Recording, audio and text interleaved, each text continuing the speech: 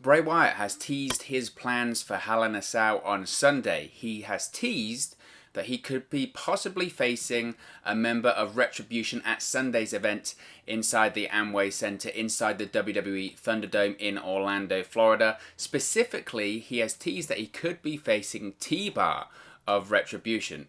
Now, during this week's edition of Monday Night Raw, of course, it was the season premiere of Monday Night Raw. That's what they kept calling it, even though how does WWE have a season finale or a season premiere when they're on every single week? I don't know. You can answer that one for me in the comment section.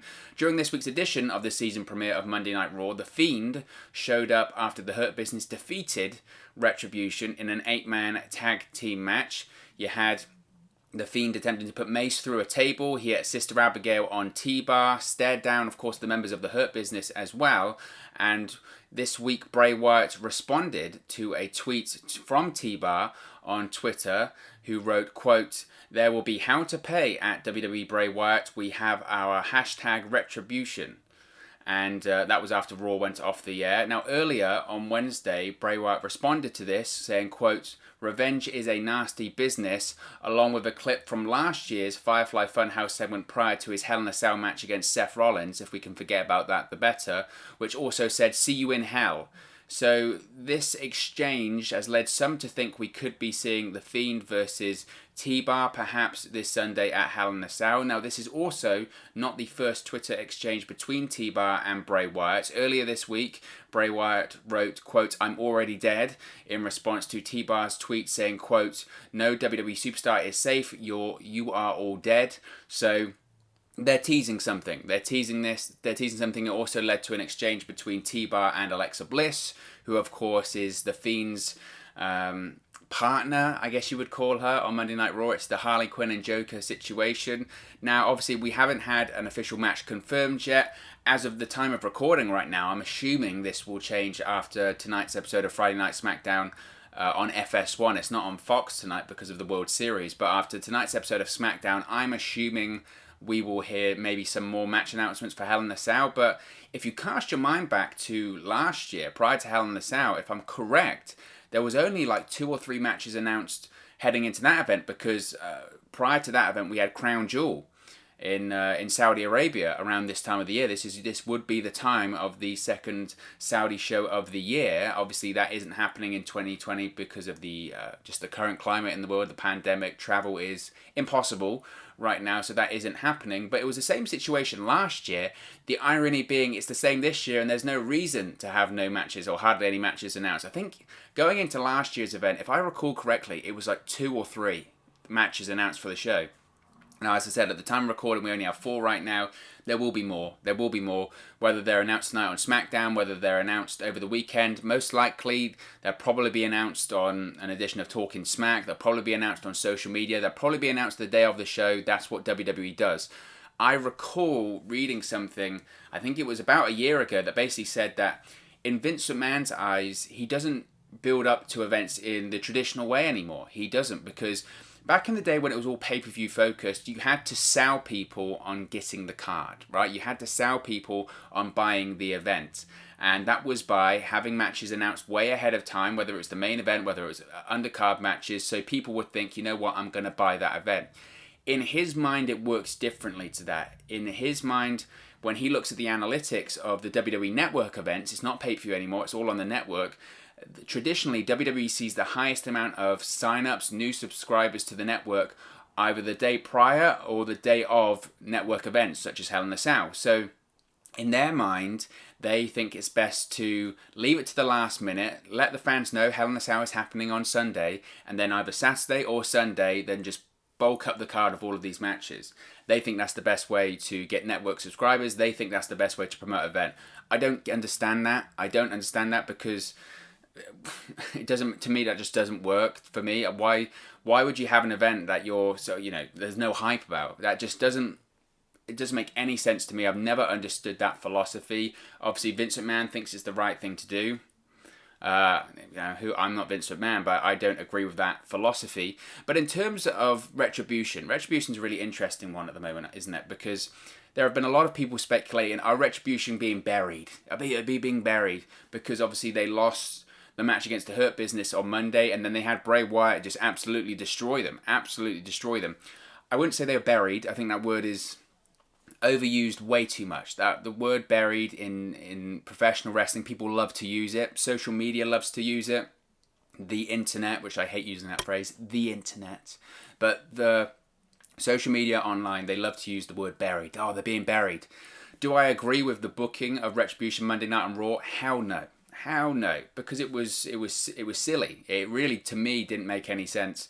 I think this is their second tag team match that they've had, their second match overall they've had in the company, and they lose by tap out, and then afterwards they have the Fiend destroy them. I don't have a problem with the Fiend destroying anyone because that's the gimmick, but why would you pair Retribution with the Fiend in the first place? It doesn't make any sense, and that transitions nicely into if we do see the Fiend versus a member of Retribution, perhaps T-Bar, Dominik Dijakovic, Sunday night at Hell in a Cell. Why would you do that? Why would you do that? Because for me, there's only one winner there. The Fiend isn't going to lose. You're not going to have Dominik Dijakovic pin the Fiend clean in the ring. That just isn't going to happen. It isn't going to happen. There's only one winner there, and that's the Fiend. So I don't know how this feud with the Fiend, I don't know how this match Sunday with T-Bar and the Fiend, I don't know how that benefits Retribution. I really don't. I think it's the beginning of the end there, really. Unless I was thinking about this as I was preparing for this video here, and I was thinking, how can they really make a feud between the Fiend and Retribution interesting? Because to me, there isn't many ways to do it. There isn't many ways to do it because I only see the Fiend dominating because that's the character. What I do think would be interesting, if they can somehow pull this off, is can they tie in Mustafa Ali's hacker gimmick to a Fiend versus Retribution feud? Now, Monday night on Raw, Mustafa Ali admitted that he was the hacker on SmackDown. That was always the plan. Even back to when the hacker debuted on SmackDown back in January, the plan was to reveal that it was Mustafa Ali. Obviously, plans changed. The gimmick was dropped. This is a way of trying to pay off that storyline. It upset a lot of people because it upset a lot of people when it was dropped, quite frankly. So it upset people when they paid it off Monday night on Raw. I'm glad that they tied up a loose end. Is it the way that I would have liked to have seen that storyline play out? Absolutely not. I'd have liked to see that storyline play out as it was originally intended to on SmackDown, but that didn't happen.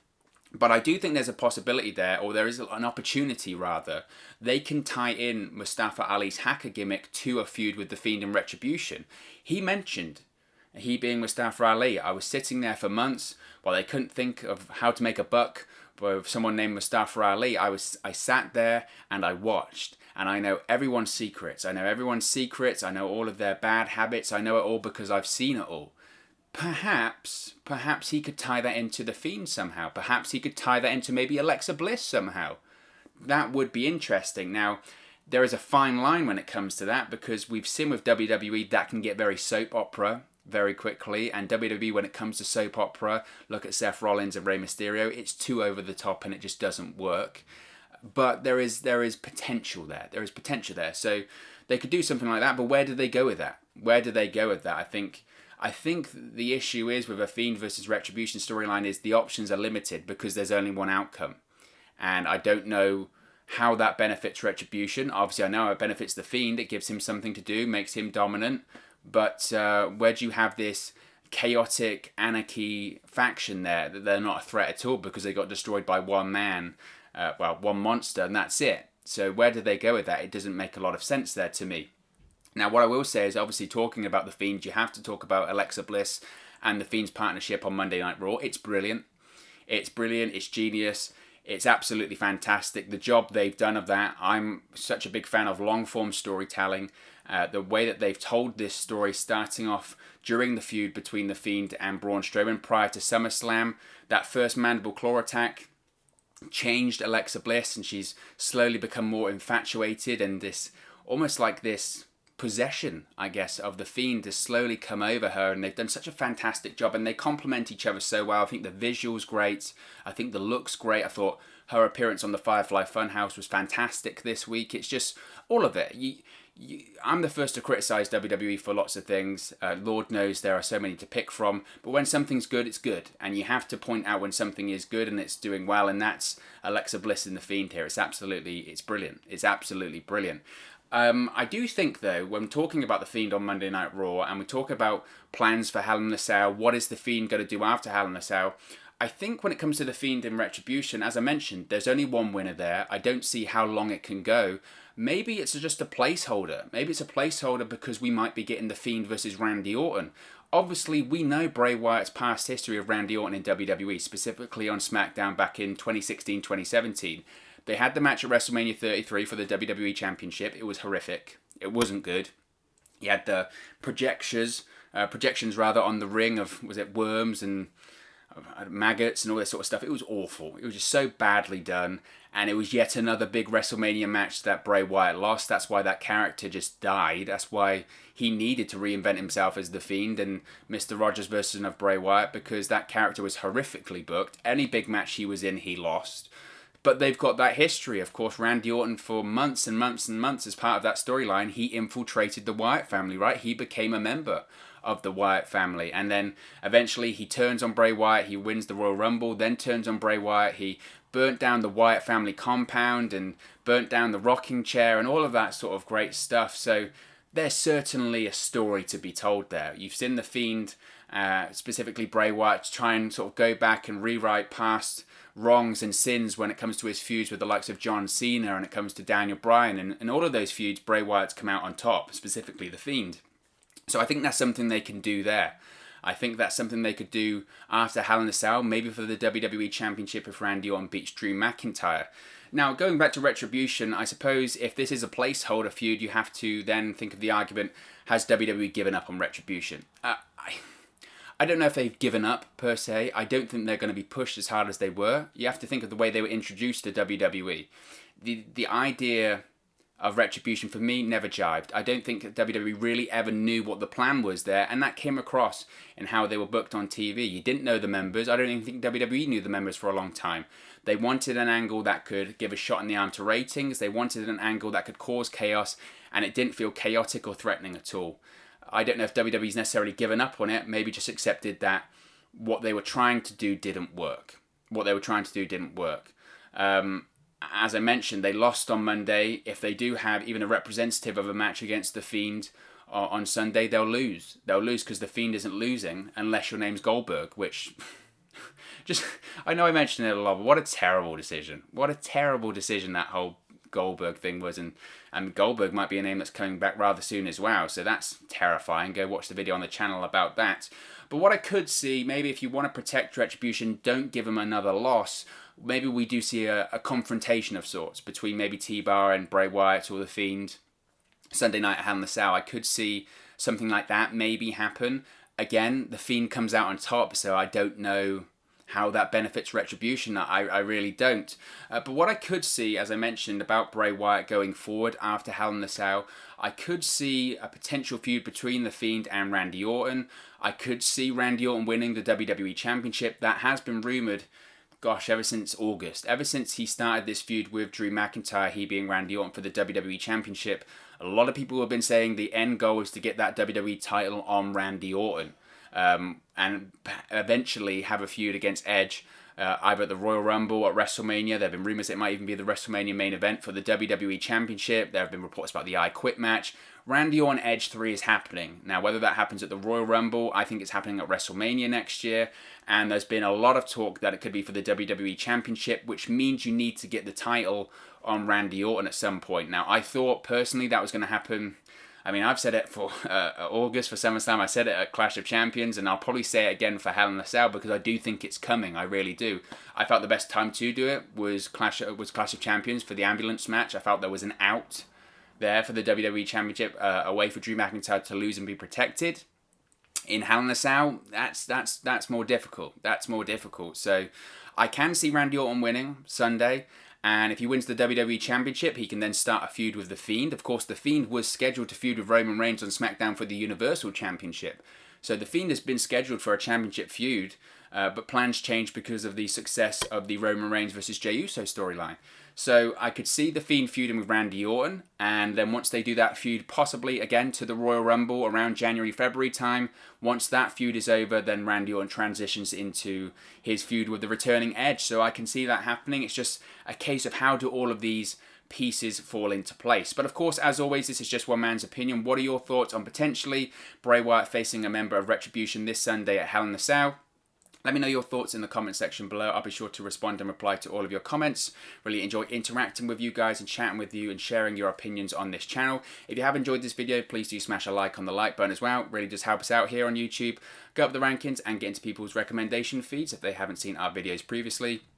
But most importantly, if you haven't already, please do subscribe to Wrestle News 365. You can do that by clicking the bottom right-hand corner of the screen right now. Or if you wait a few seconds, there'll be a subscribe button at the end of this video, along with another video for you to watch. Thank you very much for watching, listening, streaming, or however you come across this video today. And I'll speak to you again very, very soon. Hey guys, thank you for watching, listening, streaming, or however you come across this video today. Be sure to click on the video on the right there to watch our next video, or click the bottom there to subscribe, or the bottom right hand corner. Thank you very much, and I'll speak to you again very soon.